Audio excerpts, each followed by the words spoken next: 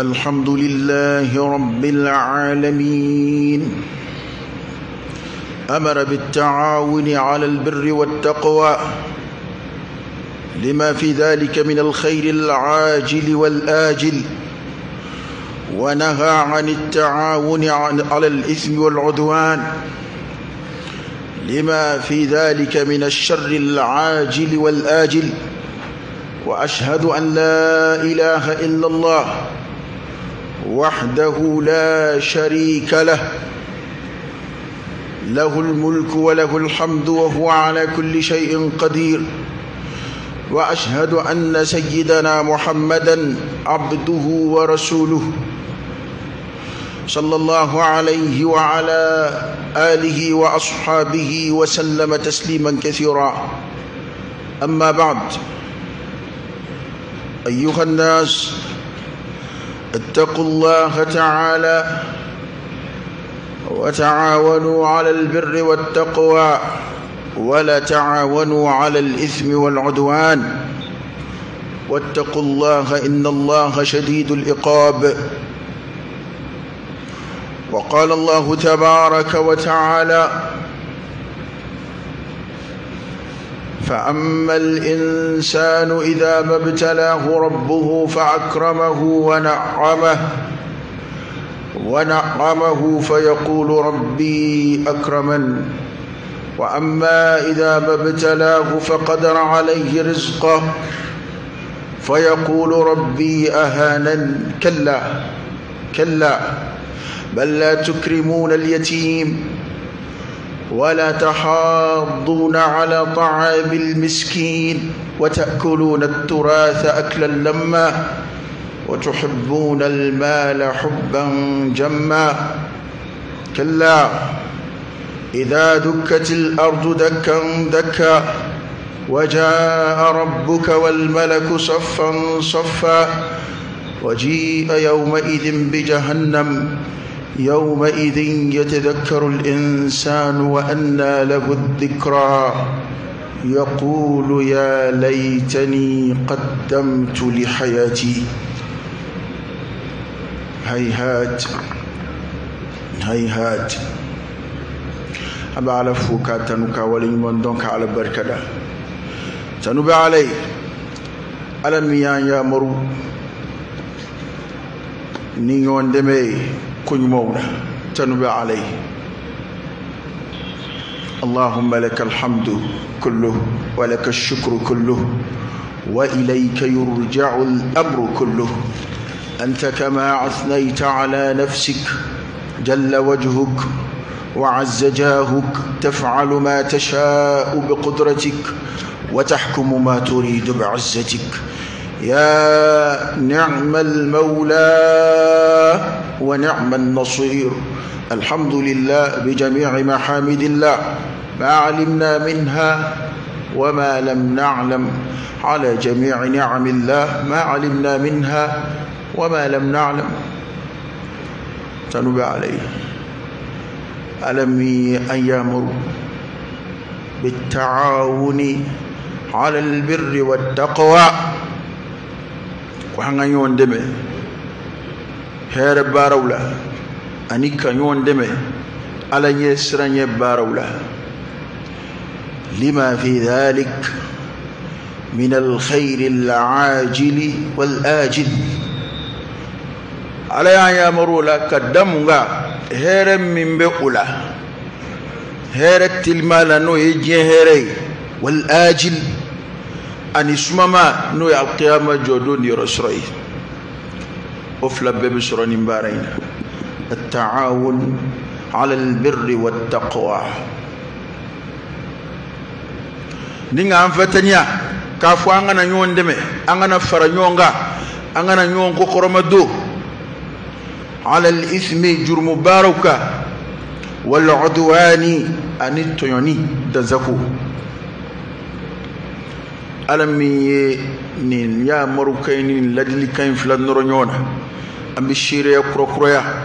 وعلى كلباديك كشيريا كروكرويا الكركتشيديا صلى الله عليه وآله وسلم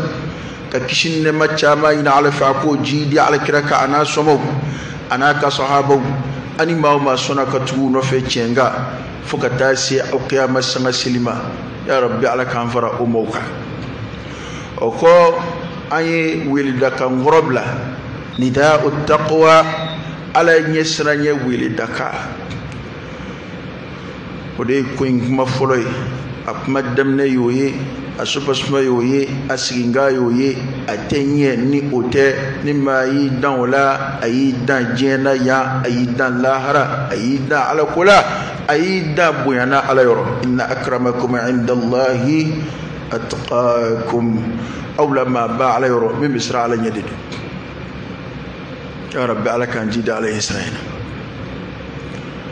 ay isra'il o ko angala kan yamaru kain labatu alay an yamaru ako wa ta'awanu 'ala al-birri wat-taqwa ay yon deme kuñmawna ay yon deme her barawla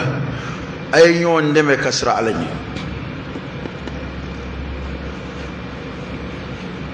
alay ni de ñine anve anga yon deme kuñmawna ka kenyo ma here ka kenyo ma jigiye ni ñene mayina ka yon deme ka ala ko bara ka nyon deme kasra alani o kroidi era ka kewo da mate kuy ikama wore deme ala on ala ko sebe koro geleya bi ambulo ni mbaray ni wali ni aya mbara baliya no babala imani chesra ala ko fe ideme yon manjan sigidala ideme yon manjan ala yesrayna ideme yon manjan kunyma baralla ngani ko anga usra tanamne basuro usra jamaka chan ideme ba ka chan ya encourage ba ka chan usraka wana ala ko minni anve a o aksu de bini ka choko anjelade au contraire de bini ka sabati o kokale de bini ka sabati angela o yujmai ay yon deme kunyum ndela ani ala yesra baro wala ta'awanu akana so abada ka yon deme ala al-ithmi jurumu baraka wal udwani an yontonyo ko here ko mai akhlaso yujmai ko no here bare ko no ala nyesranya bare halni eran yoro kote halni naga koro kote halni ka dukono kote halni ka sigidala kote atuika demenga yola atuika faranga ka yola atuika tashji'u ka yola kuma di koro yoyi ko ka yon deme ko mauna الدال على الخير كفاعله كل ما سرجر باب كل منجلا يره إني كل منجلا سركك إيه عدمني ميجا كابلا سرك نو كرا سرجر لي الدال وهيك أسرد جرا لي إمي عدمك كيكون أنجان دنيا روينا ده كنيون دم كل ممنا أيون دم كنيني سبتي du kono aka nyonde me kanye ni sabati misru kono aka nyonde me kanye ni sabati sigi dawla ay nyonde me kunymana ni ma ay kunyma ngun kwari iye atoja abulo katafe ka shuka kaka ni ma ay kunyma mbarala faraka ni ka demem bisiga du koina wala sa kunyma ngatilia wali akanye wala akanna bwama okay ngoy nasraka chale التعاون على البر والتقوى adama do nga taawunu farale nyonga alay ko baw keli sababu dlo odelaw adama de yaayre tidla abada illa bit taawun fu nyondeme mo ka ketaw mana fara nyonga o debe ko dafa o kuma no kera kunyuma sraka na kera ala ko barali sraka na kera baraji sura sraka na kera ala yesraye wali yauka ko aba sara telima soro kabi jena ya min ba nya lahara o de kabbo katemoka o alay ya maruke ay kan arfana da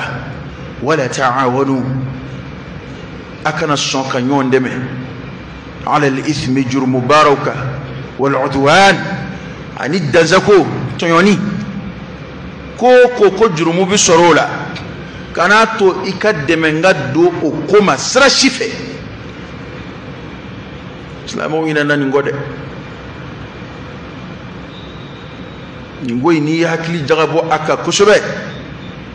ni tadabburu ka ala ni mvora ambe sigile ba fo alhamdulillah ni konti ko jugu deme alhamdulillah ndi tieni kala deme ndi tieni kala deme e ki miri ko sebede ko na be je kono bi ko jugula wala jugula na be ka sanga soro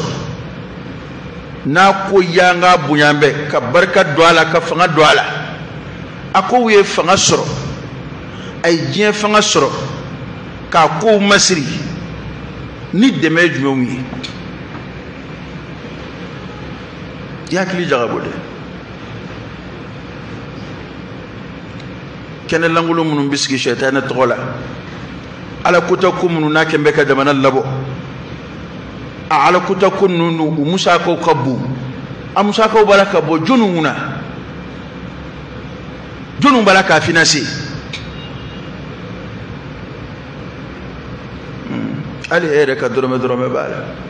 ereka tandani kam gom ko bala القليل من الكثير كثير ربوكو تي كودون فيتي دون دوني مانا بوجما تشاما هنا كو دون دوني فانا بكي تشاماي أنا تانداونا مغم ودي بكيكا دو فرا جاجو فليكا جيه كونو أبكيكا دو فرو كافناكا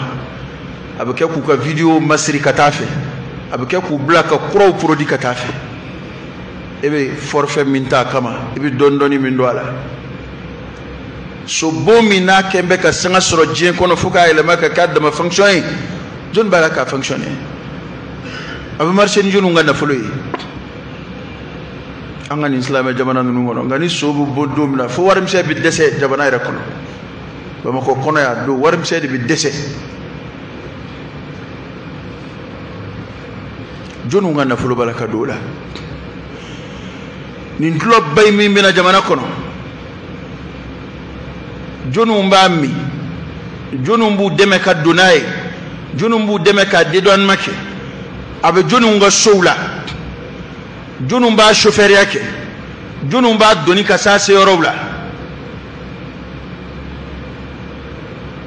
ma chama malaka kuma infabde wala ta'awanu ala de ko akana yonde me koroydi kana to jurumu be soro komina ikadde me ngaddo o koma jurumu bara biddeme ni a participante mamunun zembala amana kay sendoni ala srafe ni ire farkulu tara farake bauka ku jama chaya halna be eyena ko etake nana faruka ku fincha liminge iu deme ikan nafulu dona ala mubashara au غير مباشرة أفلا بي ما دو بشيء كان نفلو بوكا دو تشين كولا كنا جلاكا موكا تلكو دي أكارساي دمشانو مفيناسي وكا دونسي كارساي بارجو كارساي وردي موكا سواريكي وي مباشرة غير مباشرة ويجمعي ما كد من دون وكولا هل إمي وداس غاندي كاكيكا فيريكي وروي هل إمي بعد دباكا ما كتاجي فيروما والله الذي لا إله غيره دون بو يا حرام يا يانغا فيكو غفو فلي هل نو ياسرو إدنا نيامباكا كو كاريمانا نيواسا أبنا دلاكا كدلودي أكبارا إكا نيواسا كاكي نيودلودي كو حرامو دو إكا علي كرنجرة كتيكا نيو فيرابا ama fo yi nyo feri la sugula ko ni mo min nana ko nyini nga ibita nyo kedi de ko kote de islamay ko don dine di nga ere bin nde sugandi wali taxi bullay sunguru bawde ka client wi 2 heures 3 heures ebstulu mbe kasroka tu blau ko sokon walma ka eru la kutaka tu dichoma hotelula ngona ere bisra ala nye bi taxi jo misiri dala ni seli kuma sere bisili ere bulu e ka foiten na e kwanda e mo de taki ka saramne innahu alimun bidati as-sudur ala de bi jondu skuna koto e bi yengerengere asara chaya de kamawu mama bo kojugu kelaw ka kodo kerengere hali ma munumbu nyetugu ka kedlo mobli bullawi mo soro de kamadu ma munumbu nyetugu ku ka sodi kojugu luansela ka fa ko so intita no teoteo o de saraka cha ale deme duma naka jeni naka jedie nga ba yere kala la fli abi sheria do da nyekoro a wo yeso de tane bolo luansela jaku ete ne ku contrôler nu e minga kono oyoy edumba donc bina minga kono wala ta'awunu ningoi wallahi islamu yini ayin waliya annoka bu ko jugu kelella kateme kele srabeka e mananda kana kalu kodo damne jamana kono ibi yoro yini folo luansi la ka dese ni ya ko nyefo mama yo ba fo ne ka yoro ti dinda kele ni nana barakela utali damne imana islame na forowe o ba fo ne ti barake ni yoro ina ni e jago kela fen wele kino ka je ka aproduce se jamana kono kana nae ka fournisseur o ba fo ne ti barake ni e notari fen ni no islame ko ki ka fen bodo anna o ba fo ay ne ti barake ina ay ma kelen di barake de ma kelin siga baraka ni furufuru kungilen yibulo ka nyimi ni ngomi kungilen yibulo ka nyimi wali buru kungilen ni hakili jagabo atemesra ka chande ka damne al kama senorola kana se boulangerie ma wal makana se furufuru da kon nama atemena sra chama fede ma kelin se ko bekeo nyebe wale la jien kono ma kelin siga kede adama lunga ketawde fara nyonga ni yeni kuma nunu fo islama do ka dallo yimay no ko alnu ma ke ko abike o hey ya ayyuhalladhina amanu alaykum anfusakum la yadurrukum man dal idha ihtadaytum ninte ladabuye indi machede halle ma ke abike aka kesake bi ghayrik aka ke ni etanay e kon ngi sembwala haline make abeke haline ma feruma dona feruma haline mu ko mobli boli do ba boli haline ma so duma loisela do ba dum o doka disake afara kwede kiyere yini ya ayyuhalladhina amanu qu anfusakum wa ahlikum nara afara ire de koloshi kanna do jahannama kono iki kadima ya koloshi muna edu mini yere kum malasa ni haramu duniya ni kadima ya baloli haramuna ko halni e make kwa bike oto bo eyo ala yo defo ya ayyuhalladhina amanu alaykum anfusakum ayrakum klumagien ayjura ayrala la yadurrukum man dal okmani aw make aw ya tesri akelella munu ngon je farafie fo ngake oluka akelite foichi awye idha tadaytum ni aw sabatira ka kandaka ni aw symboli ala no sabatira na keleli na ya sekokula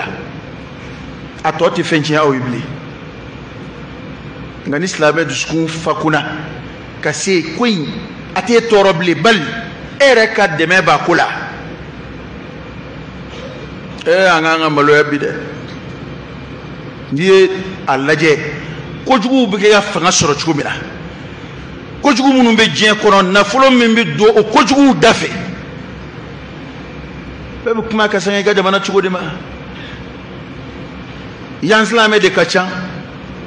ko ti daga islama yala o bek nganga ke ko naga shilunde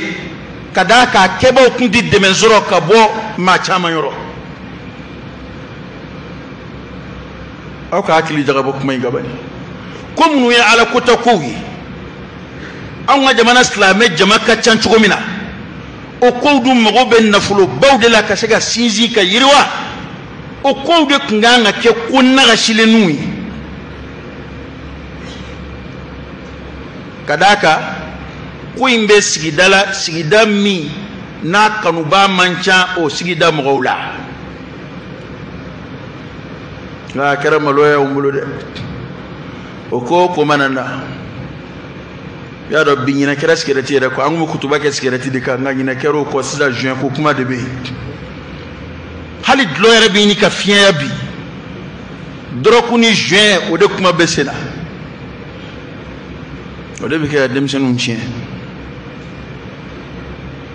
o de be ke adama de halaki ka be sandan doni samugwa magien jamana ka sinye sikiu demseni ya batan flala kuma mina olu de tamato be ke ga donke olu de sigile be suno ko yere mati olu de sigile be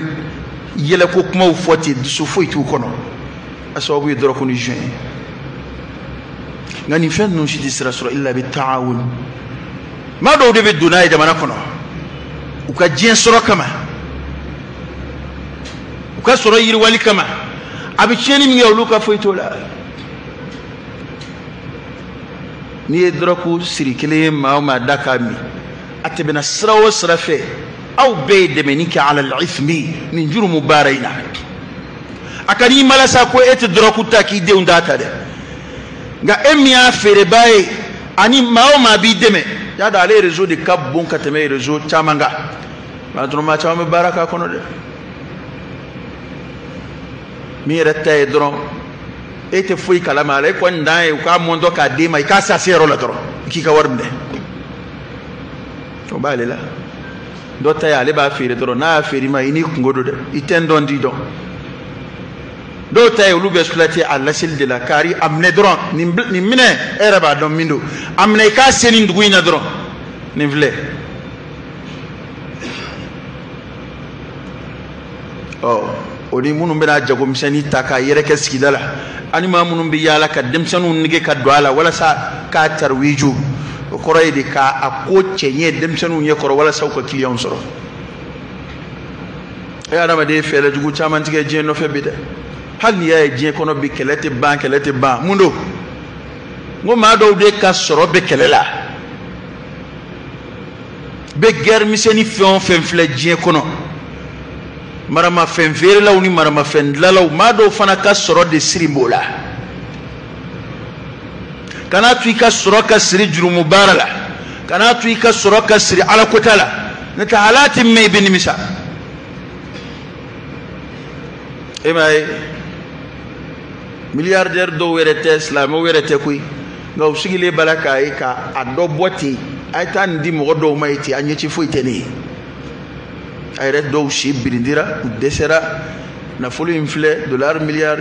tamba le bulu mugamba bulu bisababa bulu abake muy foyi adama de dai konoy e dai farkoloy alkray min fawde de sallallahu alaihi wa alihi wasallam ako adama de ba fongan na fulu bi tay me yala sabako ye dumini min duana ye fini min du kanana ani ye min sadakati ko to ko ni fen varale de nyonga ibta ko to atiku gudu gona tabe ambe malas rabbi illa man rahimallah mo ye ko be ke jeno febbi mo kaddeme duna ko be labi ni ma do assassinel do e be son ni war bugune jiralila amba fa ka karsa elimine amba fa ka fade ni war bugune jirala ila wallahi alladhi la ilaha ghayruhu hal ni ma do fa na fulumne na yoro jirali damay la harabi farama falaw de kade e bolo imam marfata imam muruta imam fuige abtuga nan yoro ina yew dama de fuyi idumba donc ba ko ka fade la hara ne be fara jama kuluka be farama falaw de ka jama kuluka ma kaddeme be droku kula la hara ni afere bawna mi baw welela weleti foy ko de mauma kaddeme be jajugu charnina jamana kono ikan na fasura sira kama akera tele sokoyo akera ado nimbe abe mo gobi andew ma munu nana ni antenne nuye ka jajugu ke ula ka mo wele kana uma ko publicité ke ulubo jawde feri ngamunu biya nube jafere nukumbe decoder udi ngoko indam ne natede acha ya nyina adam ne ko ko indam ne nani décodeur ko de mo ko mi jawde fe ma mun nana ni jajju ye ku fere ku cari jamana kono ka fen cari islamo ko du kono kuma dowla hale yere min ta islamo yumay era do ko fen yumante kuma dowla yere bi de umbalala ibi muso balala won nazara kaba ko yere mi nazara jamana weda bi ga ni fe do kelebi jamana mun islamo yere ti fiew nga ulu yere mini ko cari atlala ka ta ku bulo da ulu ye parce que c'est bulu ye technologie mina bulu yere de bula dajuru bulu de bulu ulu ye balando da u ka fenjugu do nyema nga o sirata on bulu ya abeba on fait à 100% bebe fla on fait à tuko min kadi funa ala imam ngoloshi ana mawma be ke sobu ye kana no kojugu ye jabana kono mawma kadde me mbiddo kojugu la wallahi la hara ni kojugu kela welela yarabi welede ala kon yefa amalla diri benan yorodo nga isenduna kokula jena ya kojugula ni matubi ka bwala ko ala ma yafa ima la hara ibi wele amgo fe inni yoro mana doga kula chugoju kadaka qur'ana yo defo ko bataki de imana bataki mine ba sura be de ba kon ya waylatana ma li hadha alkitab la yughadiru saghiratan wala kabiratan إلا أحصاها ووجدوا ما عملوا حاضرا ولا يظلم ربك أحدا يفهم فنجا بباقنا نيالك كنردكادي ولا تعاونوا على الإثم والعدوان نبيعون يكجغو دي دمي فو كجغو نانا قرطا أنا كن مونغا أنا دي ترى كانا دمي دو كجغو ما كانا دمي دو كجغو ما جمانا كنو فو كجغو نانا يانا أنا جمانا كن مون زنفي فاتارك ببلو دا bebe kashi labi nga kashi do ngalo kade ama kanji inama wali ambe kashi la amitla kan nyeji chekun katemenaye be kawana gwame be ko ki de iken be ko ki mso iken be ko ki ka du dajuru bori bolo nga tele bele ngon vli fe dajuru tala de sisa tele rebe do ka salon kono hali barakelo binaka barakela ma do yate de nga obi mungala ma yangola ate fengala ma yangola e ka du telecommande mana to hali barakela bina sigi mo shiti ni femi kada e ka tele blola tele de o fe wani ni kuma o fo bi do ka me tele dama e ma sebo la bia o habla ame jon fe mununa anga du be ga chino fe onde o ni téléphone ni télé tieni ken no bo envers bi atobi dele wallahi ni fen nu ma laboli ke kuma mina angundeta ni fen nu ma charik kuma mina angundeta ka demseni fitini surabe ko be kalama wallahi ka ko ni fen nu charni akundeti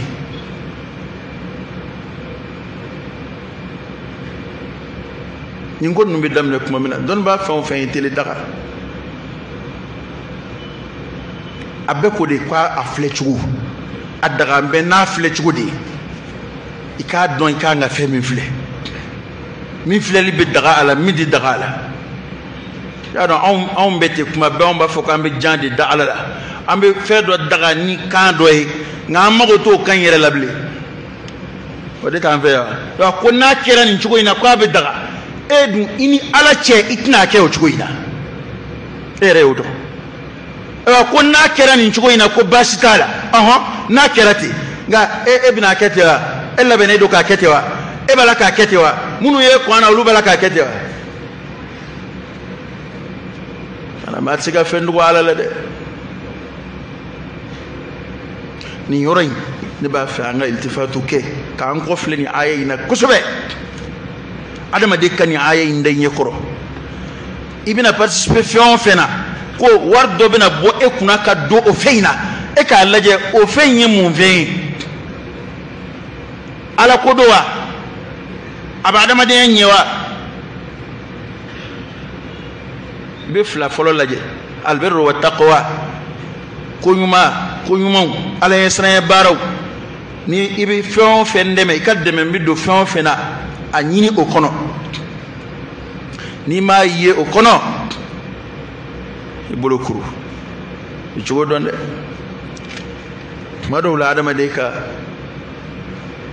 dorome mo mboy kuna wal dorome keme boka do ko dowla a hujjaka bo ala yorode kada ka ala kira ko de sallallahu alaihi wasallam ko ni ma mi fe kon na duskun yi masiga fuike yebe wale jugula nga akele sira shite bulu itsika bali itsika kuma ko ngani ya koni duskun ko eliman ya bela la fuli elimat ni te fe min ve ka warbe dola o kora isa ko hali liman ya bela la fuli o maye ela wana alaka ni gangar da kayin ko fe ay ayam min twala ويكا أكل جي أم بيننا يرقب إلا من رحم الله أم بل من يرى نايسا كاتشين تيا كافو نينجين أدا مسرو أم بندي السرو أيتو نما أهير ما فيهم فرالي نيونغا ودي أنتلالي خوي ودي قرأي كوانغو غدا علي ودي دونا بكونا بإلا من رحم الله ودا تمو بفبك ولا سوك تشامان زرو الهاكم التكاثر تشاميني يبس غلبي نما فنيني ني حرام حلال سركا nga ombe mina funga soro hal ni ngala ko bitien kadaka awere nyebala bunyen be fedi odo dona bek ngolo labi أمري نيبه الكرامة في المال أمري كنياي بوين أبي أبينا فلود الله وكوني واقعي ويده بني بولا هذا ما ديا بوين توب في الله دين سرا كونديو هذا ما أمري كلا دلا يوم بوين سرا نبى في الله فلاني كنا ندوكنا koroy hal ni fenda fe binake hal ni fenda fe o kiyanga la da korowi aka koroya joroy o ba nona hal ni doro metakum aka binake joroy o ba nona hal ni doro metakum aka dutiya joro ba nona hal ni doro metakum abete bi doni be mi una o de dutiye de no ya bla romna ba shita boy وادونا غنينا ما يكو بلا ادونا هلا كما ندورو منا ادونا هلا ندينه كنوكا ادونا هلا ندينه بارولا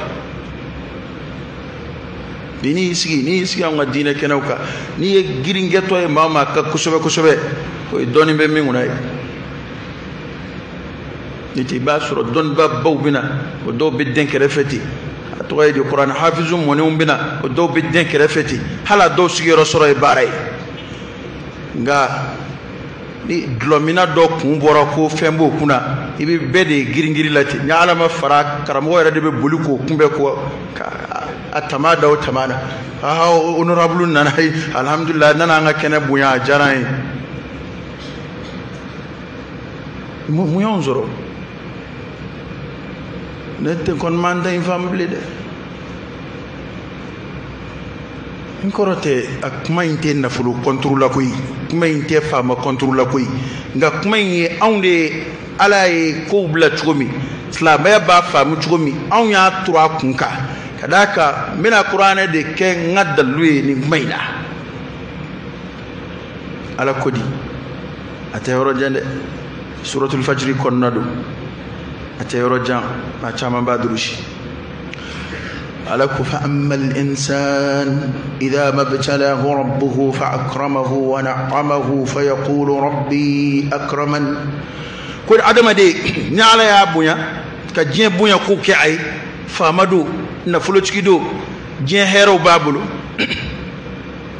wa na'ama ka nema chama ke ay ninga nema فيقول ربي أكرمن كواي ربا فوا على ينبويا نا نينتا فوتشو نيما يد على بركة دا فوتشو كوتي دي جوابا على كنيما كنيما دوك على بركة دا نينكما ينغدو ما دي نينكما دي كامبي ما من يلا على كسروين دي على كفيت ماشين كنيشالما على بنفي أي مبويا نينغا كان ale ma ye ko ni ala kafsaman diye be da makakala ale aye de kwali ni ninga kam ko mi qaruna e min yana fo inma utituhu ala ilmin indi ale ni ninga kande ne may mboya ate damvo yaire labli ale ko na atla ya ala teninge may bonzam fio ngayre do no follassa mana adama de ye kwa aka jien mana se niveau de la ko ala teninge may bonzam fio atum go ko fo ngayire kanu miri de iti nyede lewa e na lo mayo e te ma do lawlu takacha e tay halulu ti selia e te ma do la munumbe afere ema olutis hali la ilaha illa allah muhammadur rasulullah oluto halu fotgodo ngawlu de be menon fere ma am si gagne de malasa farafina ya ko on be ala fe ko de ato ala yonzo kasura nga jamana bidje farale nyonga makilinga na folo ka chawi ma ibe mali bidje ke nyonga mali re na folo be ke nyonga makile do kuna na folo ka chai e o tengalo insa bete jien kala mabiwa nga o makili kafiri do jani me de do lomina do funa to birade ka bilama koni ata ala kula o mo kili kan yere malasa ala ka bunya o be fen were la yebe ke mi mirote wa amma idha mabtalahu faqadara alayhi rizqahu fayaqulu rabbi ahanan o aksu fana beide ko do fana beinulu fanda yara biski ka funute e ma do ala ine doya ayro ko koni srana ala ko ala bu bodakiye fajiriti selingo nyoye mbe safa folola mi qur'ana jigitle saba nga hal nganna songon do soro e ma do ala ine doya mayre kante islamo ma kambe kafiru de madenga nyebala abana islame do soro de atumba fo sharwuni nchoina chek man islame reka kumai nga islamo beke ka kewuni na mabi bado be nu fanda na doro bisinga tike ka dine ko nyere la ale re bolo islame inde fuyi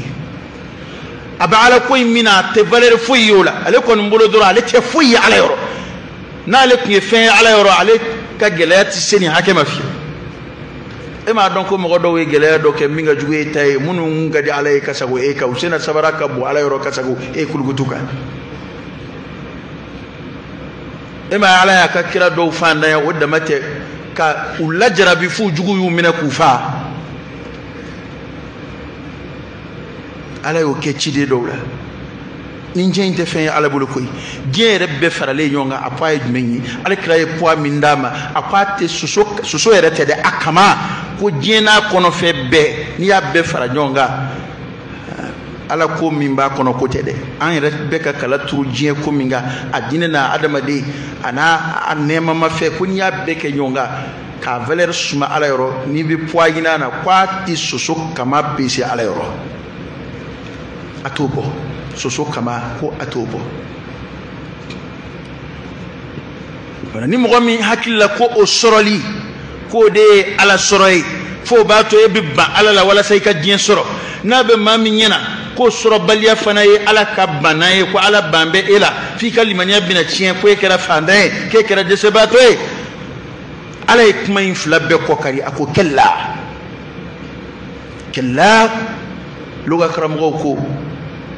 ko lil idrab al intiqali ko kuma kokari yele mani kuma kokar de do kay yele maka bo kuma do la kata do la aya fam tugo mi wote koy min do fleni adama do be min miri bi nabi ni kam mata manga dina ko cien ere ka jatela ni e tugo ya manye doron bana ba soro min be fo ciente halna fora ko ni israila ala ni ko ala be bodaki kuma boda dade na fulo yo boda dade fa maya boda dade e sagudo akake miya ka koyewa wallahi ala be boda do ke joy no jira lila ni ere bi ke ka mini e ire mba fo ko ka fale doina ya ala ya don min gai ma ala ya fale iye dibilai na eta don o ma juljul be kulila bi dondo chedo bora be kuli kwali kon ngafanda kon asira ke mina a ko adamata mena de ko adamata mena sabal tlala donc hakimu do aweli akui hakili sigina na ya nana akui be songi bolo flat yawa be dirham wal ma dinar mutukali bakili wal ma dirham bakili mboti aya hakili jaw ako ai ko kai ako ngi nya flatchi ko nyondi madu ako ai ako ngi se flat ke ko nyondi madu ako ai ako fable ngaya ka wulila siza o ka di madu ko abe ako ai ako okmana mutukali bajoli be ela sayira ka valerla yira ka jetimna ako bela bige ki madda makashi bige ga kashi ka ke kuma imma mafuiki balaw do be abisuru ya adama de ki kuna na fulu beddo inace nga ella fiambe ka bo bema nga halita ala fola be kashi doro ne ko ere mbana be mamuna no be jalizi machine kono dungodo akla ke ko ga dala ga temuka ngo ala yu la jarabi da e kishaba mamunun flani u berebe minaka yala ni ala yu la jarabi ni nyekoy e kafsuya bal ma tanshini ala chekoy ambe ala ka jondi mana koni min garsige gelera anwe koy flabla na folo damana ni na folo sorola ango ko bunya sorola na tei ambolo kwangera mani anjashira ala ko kella ateti bal la tukrimuna al-yatim aw yatim de bunya na ala ka barabba fle bunya soro srawfle la tukrimuna al-yatim ka hina na ko tede ka son tede bal ka bunya Allahu akbar ado ya ala ma fo kwati fama bunya ama fo ya kwati warti ko bunya yatimede era hakili kunzi se mami mbuya nima era madilika bunya miri mamina ipsika hinena de mirala ada madumbe hinena de miri yatimede la mbe hinana fatei mbe hinana kaningae nga ala ma fo hinede ala kukuka bunya de la tukrimuna al-yatim akwa anna ala ka bunya be komununa oye ala batudi at-ta'a ay ala batula قرط لوندتا أكو أو تيتي مدوميا ولا تحاضون على طعام المسكين أي آية نونتاني يروي ردكم لو التعاون على البر والتقوى ولا تحاضون على طعام المسكين أتنيون شوكا كمسكين أو دومينيكا أتنيون جو كمسكين أو دومينيكا إيه أبي كونا كم مسكينة دوميني يرى كوبا يرى o keba ka boye buloa ma munun be fama ka biro soro ka fama ka pale soro ka tu ka kadoji ka soro fama ere karimbe ka bo akadoma ngombulo ode ko bawi e wartigi nagashile min fle ka saga jigi tanvara nyonga ko juji Qur'an nana wal ministre Qur'an nomena iba don saga ko tala dese tala selillahi ya ko tala ka to dama sura fe shini yesgi akla ki kinga difanda ni kule munun fli kaski dalai ikinga ni saga jigi nduluma ko de hera mamboa kadaka ni saga jigi nunun bena kedda lui kala hara ni kinga difanda numa pike da lui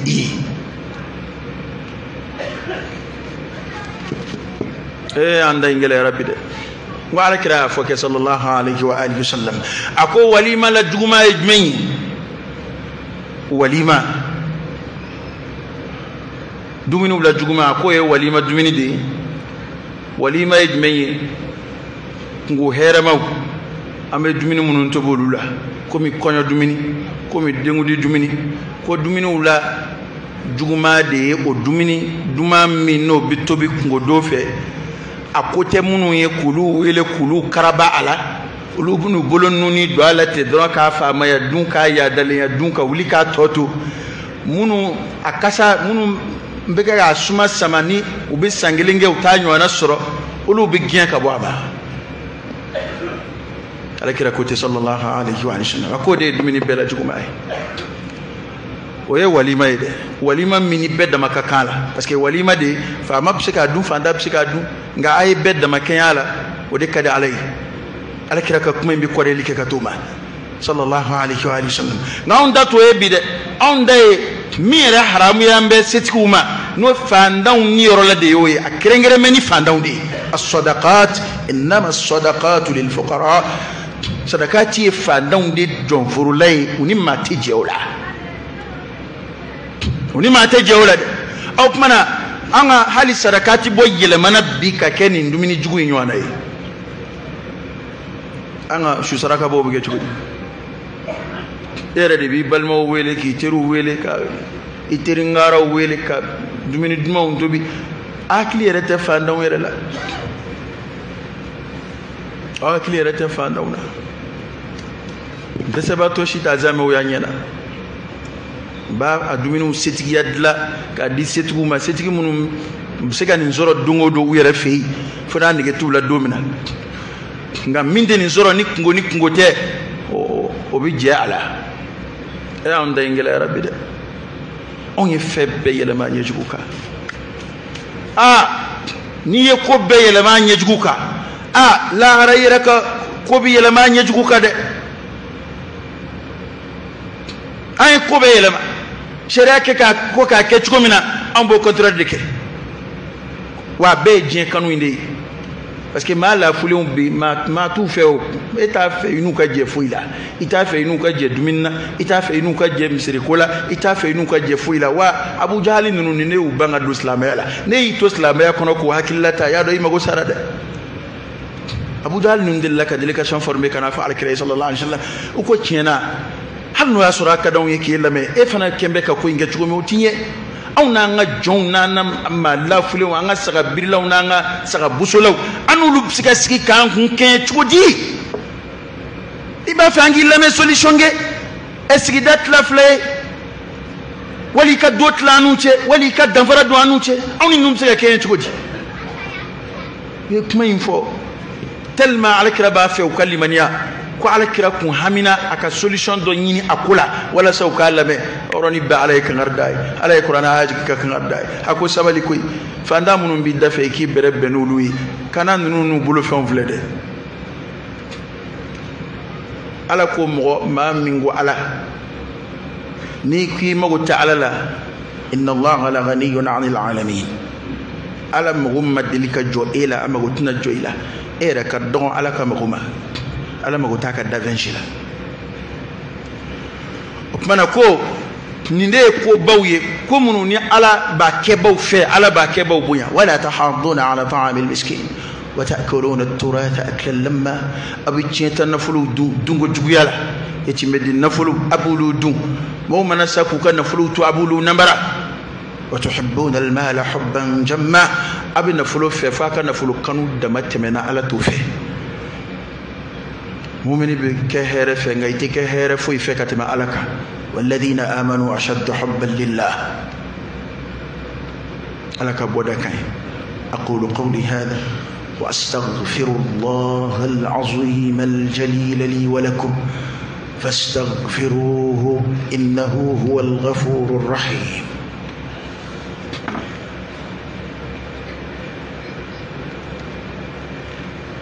الحمد لله رب العالمين حمدا كثيرا طيبا مباركا فيه فصلى الله وسلم وبارك على سيدنا ونبينا وشفيعنا وحبيبنا محمد وعلى آله وأصحابه وسلم تسليما كثيرا كدا واتي كروكا عليك من لباني مي أبو فو أكو نما مي يركم بلساني جوي نتفي تارت ليرى لكبرو كنو o kaburu kono bobbe ta kunje alqiyama kinaka ako dode sa ma do bunu bolo kinka firifiri ya laitani qaddamtu li hayati halek ngabbi do nyeski ya laitani natanata qaddamtu li hayati kaneto je kono halek ngabbi nyeski ako nyebiski de ako de nyebiski nyebiski ni bara munu olu de flegi okmani alay fenge mamiye adafala miye ni balaka do ala ko srafe no te kan yere mala sade ni ala ma mi yere la jarabi sabali adon ko ni jeyinda ala bulu foyi aha ala yo defo anja man bi yino de ko ambulu la jarabi toro damadi alquran na sunna nay ala ko mba la jarabi ni toro e chugo mina na ala ba la jarabi ni here fanayti ka jon la jarabi ni here abishinga balika chugo abishinga balika elemati mami ngundi dorome fla sura abishinga balika ke na fulutiki ikolo shide ala ila jarabi ni na fuluyidi wali kun te foi ko kuna ite foi kuna ibishinga nome ki kefa mabaiti ala ila jarabi ni joroide tan ala bi jon la jarabi ni toro e chugo mina abi la jarabi ni hereiti ma fen no bambulo kwayo suro o fen jalata ngafsa mandiya wajibi ala yorode fona ya ke ka ala jeini qaida inde ma mana dore fiye minin de kelen ay nige wallahi ay nige ni ma kuima ke be chugo mina ko koroyi ko kadi ala e kasoro o duye jien ko de itike ka ala yini ni jien ko munu ay nige de chente de Firawna ko yefanda Qaruna ko yefanda Namrudu ko yefanda Walid ibn al-Mughira fanangundo kafiru de kundu wana mashika ni yera melasa ni ka nyene maya nyene maya sorofion wala kirere an son zraka bondema ako wati de bina se mo fitne ko jugu feni je sogoma do islamé yani wula cha be kafiri wula fe islamé do yani ka dugu jabe kafiriya kira kuma kunje ni jumai kwa do bishinga ka la hara fereti ku ka dina fere ni je fen soro tani do yiti ko bi jembe ko minabi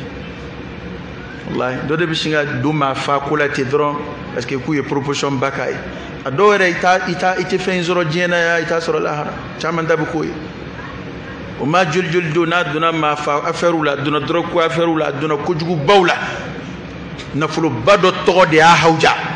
ale rashna ka yete mina ke karun ji sassa parce que ale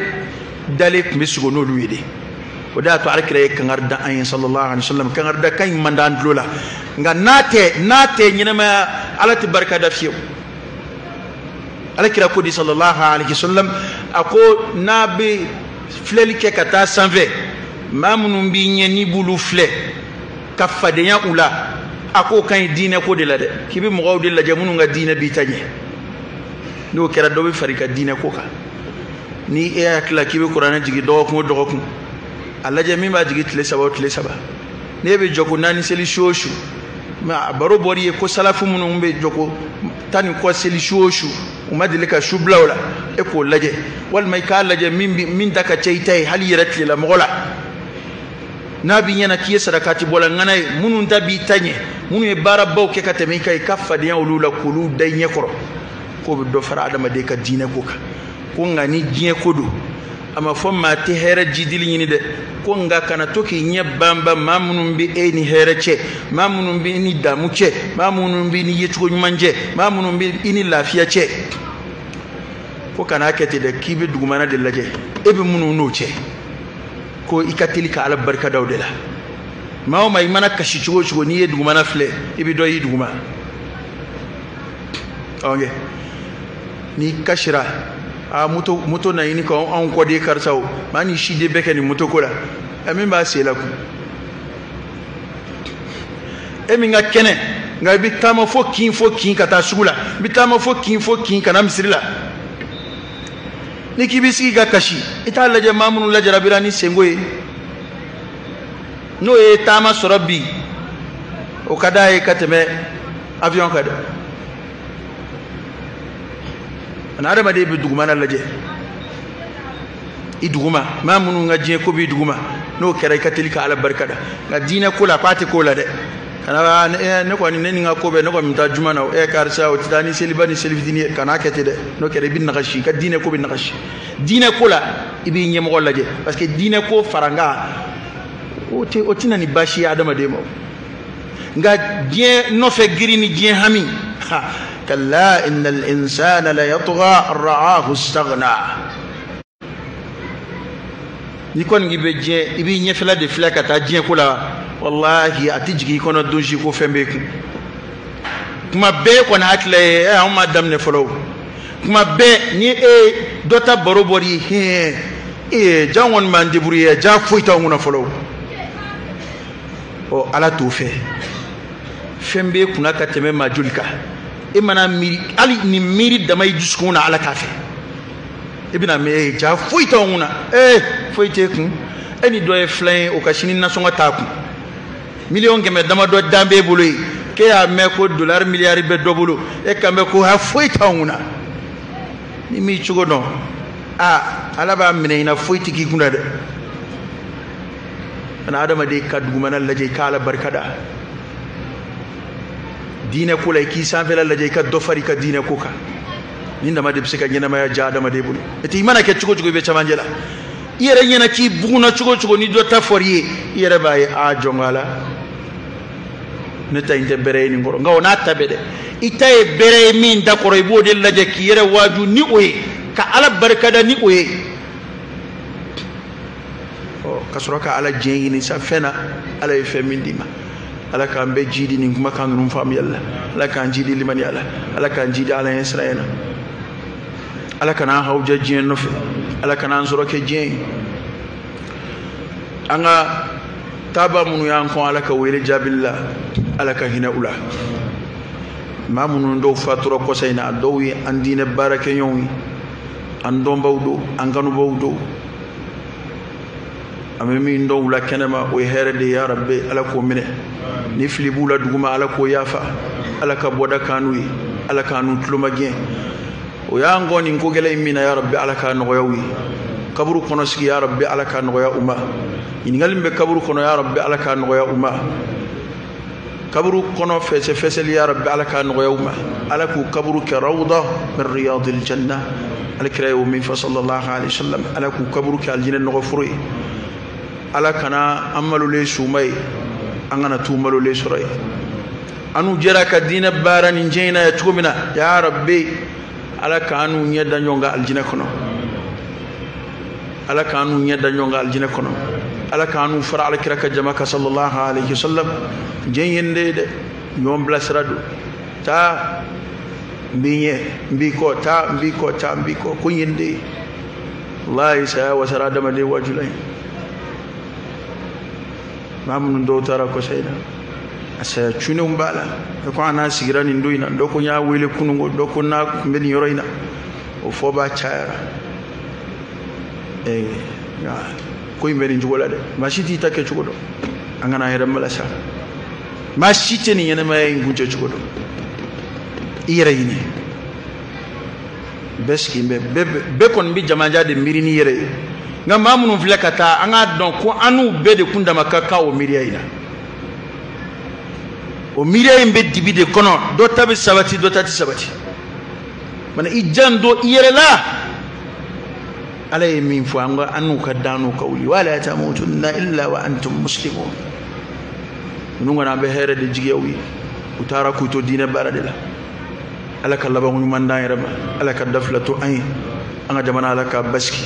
alaka here do akono fitne kunno alaku duga alaka ambalu islamayaka alaka amfatu limaniyaka اللهم صل على سيدنا محمد وعلى آل سيدنا محمد وسلم اللهم إنا نسألك الهدى والتقى والعفاف والغنى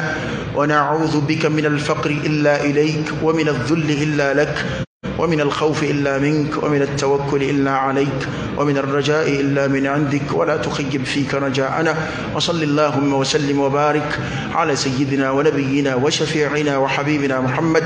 وعلى آله وأصحابه وسلم تسليما كثيرا سبحان ربك رب العزة عما يصفون وسلام على المرسلين والحمد لله رب العالمين قوموا إلى صلاتكم يرحمكم الله